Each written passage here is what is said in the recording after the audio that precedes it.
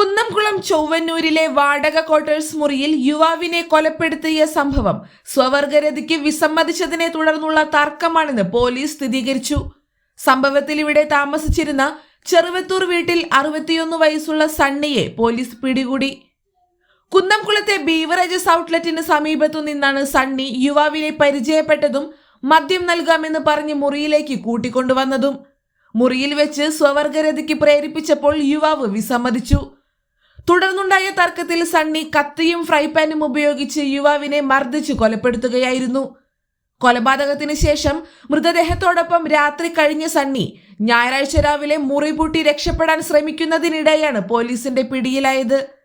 മരിച്ച യുവാവ് പെരുമ്പിലാവ് ആൽത്തറയിൽ താമസിച്ചിരുന്ന തമിഴ്നാട് സ്വദേശിയായ ശിവയാണെന്ന് സംശയിക്കുന്നു. City police commissioner Nakul Rajendra ദേശ്മുഖിന്റെ നേതൃത്വത്തിൽ സ്ഥലത്തെത്തി വിവരങ്ങൾ ശേഖരിച്ചു. മൃതദേഹം തൃശൂർ ഗവൺമെന്റ് മെഡിക്കൽ കോളേജ് മോർച്ചറിയിൽ സൂക്ഷിച്ചിരിക്കുകയാണ്.